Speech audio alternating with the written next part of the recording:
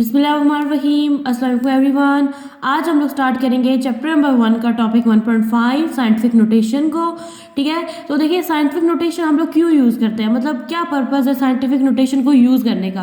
ठीक है, देखिए कुछ वैल्यूज़ होती है वो बहुत ज़्यादा लार्ज होती है और कुछ बहुत स्मॉल होती है। ठीक है, तो इतनी लंबी और छोटी वैल्यूज़ को लिखने के लिए हम लोग क्या करते हैं, साइंटिफिक नोटेशन को यूज़ करते हैं। ठीक है, इससे हमारा आंसर एक्यूरेट हो जाता है। ठीक है, अब देखिए यहाँ पे क्या लिखा हुआ, कहते हैं कि a simple but scientific way to write large or small number is to express them in some power of 10। यानी कि अगर आपके पास कोई लंबी वैल्यू है, यानी बड़ी वैल्यू है या छोटी वैल्यू है, ठीक है, ये बहुत छोटी है, ये बहुत लंबी वैल्यू है, ये बड़ी है, आप लोग क्या करते हो उसको ना साइंटिफिक नोटेशन की फॉर्म में यानी 10 की पावर की फॉर्म में उसको लिख देते हो। ठीक है, जिससे आपके पास वो वैल्यू क्या हो जाती है, एक्यूरेट हो जाती है। ठीक है, अब डेफिनेशन है आपके पास साइंटिफिक नोटेशन की। अब यहाँ पे क्या कहते हैं कि in scientific notation a number is express as some power of 10। यानी साइंटिफिक नोटेशन में हम लोग नंबर को किसकी पावर में लिख देते हैं, 10 की पावर में लिख देते हैं। ठीक है, और उसको मल्टीप्लाई कर देते हैं by a number between 1 and 10। यानी यहाँ पे क्या होता है, देखिए साइंटिफिक नोटेशन में हमारे पास एक नंबर है। ठीक है, हम लोग उसे क्या करते हैं, 10 की पावर की फॉर्म में लिख देते हैं। ठीक है, अब वो नंबर जो है जिसको हम लोग 10 की पावर की फॉर्म में लिखेंगे वो 1 से 10 के दरमियान होना चाहिए। ठीक है, वो नंबर आपके पास 1 से मोस्टली 1 से 9 के दरमियान होता है। ठीक है, जिसको हम लोग साइंटिफिक नोटेशन की फॉर्म में एक्सप्रेस कर रहे होते हैं। तो चलिए एग्जांपल की तरफ चलते हैं, आपको ये टॉपिक अच्छे से क्लियर हो जाएगा।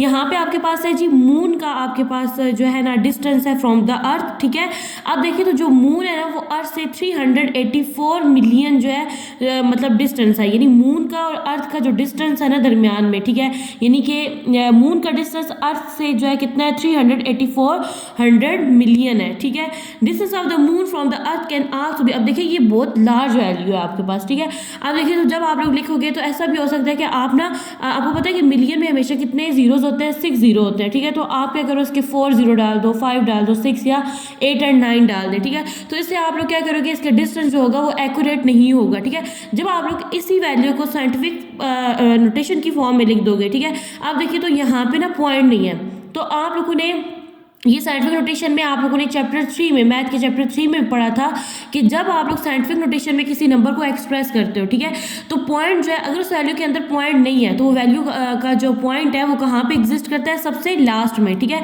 तो अब यहाँ पे पॉइंट नहीं है तो ये पॉइंट इधर एग्जिस्ट करता है। तो जब ये पॉइंट इधर से इधर मूव करके जाएगा, आपको पता है साइंटिफिक नोटेशन में हम लोग जो पॉइंट होता है ना वो फर्स्ट नॉन जीरो डिजिट, मतलब वो डिजिट जो जीरो नहीं होता उसके बाद हम लोग लगाते हैं। ठीक है, तो अब जब ये पॉइंट इधर से इधर मूव करके जाएगा तो ये क्या बन जाएगी, वैल्यू आपके पास 3.84 बन जाएगी। अब इसने क्या किया, राइट टू लेफ्ट मूव किया, तो दरमियान में जितने भी डिजिट्स है ना हम लोग उसको 10 की पावर की फॉर्म में लिख देंगे। ठीक है, तो अब यहाँ पे देखिए तो यहाँ से यहाँ कितने डिजिट्स हैं, ये देखिए 1 2 3 4 5 6 7 8।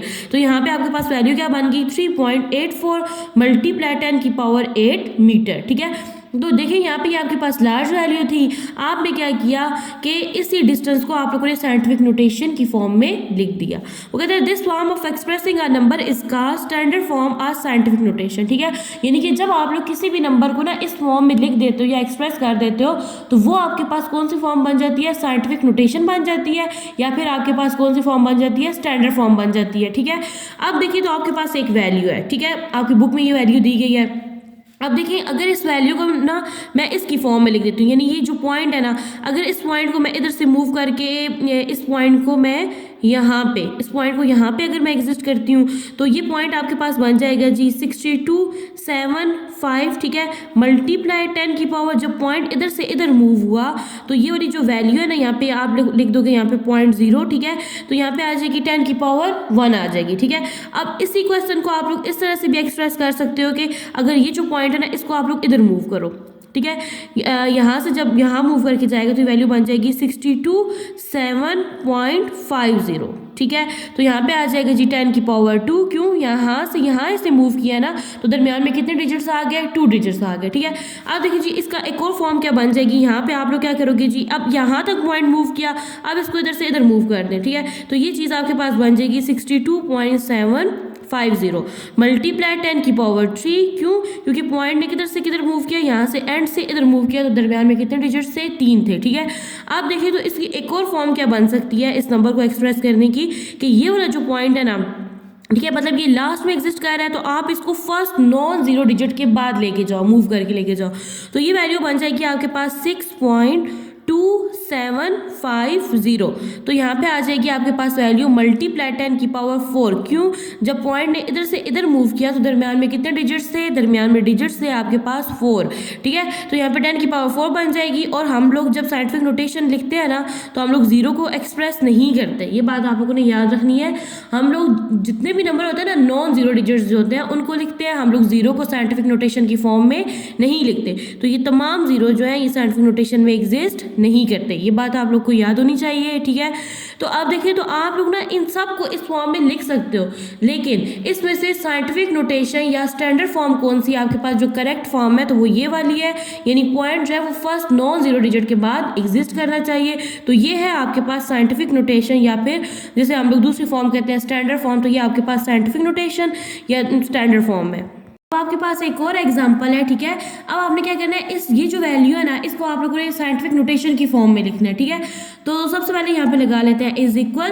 ठीक है, अब ये वाला जो पॉइंट है साइंटिफिक नोटेशन में आपका जो पॉइंट है ना वो फर्स्ट नॉन जीरो डिजिट के बाद होना चाहिए। ठीक है, तो फर्स्ट नॉन जीरो डिजिट कौन सा है? 4 है, तो ये आपके पास वैल्यू बन जाएगी 4.5। ठीक है, मल्टीप्लाई हम लोग साइंटिफिक नोटेशन में 10 की पावर की फॉर्म में लिखते हैं।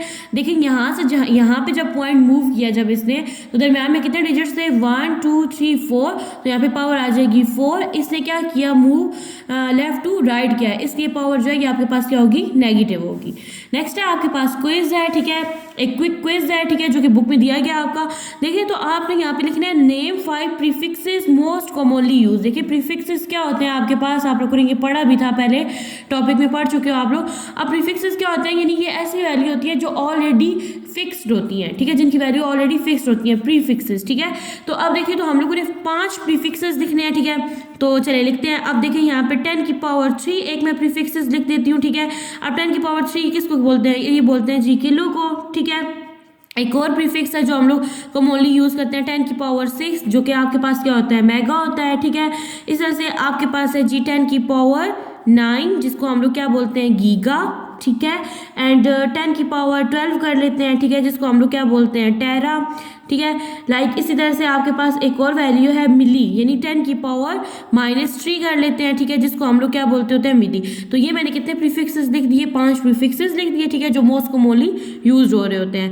नेक्स्ट है आपके पास the sun is 150 million kilometre away from the earth राइडेस्ट, यानी कि आपके पास जो सन है ना ये 150 किलोमीटर जो है अवे है फ्रॉम द अर्थ, यानी कि जो सन का डिस्टेंस है ना अर्थ से वो कितना है? 150 किलोमीटर है। ठीक है, आप लोग उसको एक्सप्रेस कर दो as an ordinary whole number में। ठीक है, ये आप लोगों ने मैथ के चैप्टर नंबर 3 में भी ये वाली चीज़ पढ़ी है। अब आपने क्या करना है? इसको ऑर्डिनरी फॉर्म में लिखना है। तो ये देखिए आप लोग इस तरह से लिख दोगे 150। ठीक है, ये आपने याद रखना है कि मिलियन में कितने जीरोस होते हैं? 6 होते हैं। तो यहाँ पे आप लोग लिख देंगे 1 2 3 4 5 6, तो ये क्या बन गया? 150 मिलियन। ठीक है, नेक्स्ट है आपके पास आपने क्या करना है? इसी वैल्यू को ना साइंटिफिक नोटेशन की फॉर्म में रिप्रेजेंट करना है। ठीक है, तो साइंटिफिक नोटेशन में आप लोगों ने पढ़ा है कि आपका जो पॉइंट होता है वो फर्स्ट नॉन जीरो डिजिट के बाद होता है। ठीक है, तो यहाँ पे पॉइंट आ जाएगा जी 1.5 हो जाएगा। ठीक है, और आप लोग इसको 10 की पावर की फॉर्म में लिखते हो, तो यहाँ पे आ गया 10। ठीक है, अब यहाँ पे पॉइंट नहीं है ना। ठीक है, तो पॉइंट कहाँ एग्जिस्ट करता है? सबसे लास्ट में। जब पॉइंट इधर से इधर मूव करके जाएगा तो दरमियान में कितने डिजिट्स आए? देखिए 1 2 3 4 5 6 7 8, तो यहाँ पे आप लोग लिख दोगे 1.5 मल्टीप्लाई 10 की पावर 8।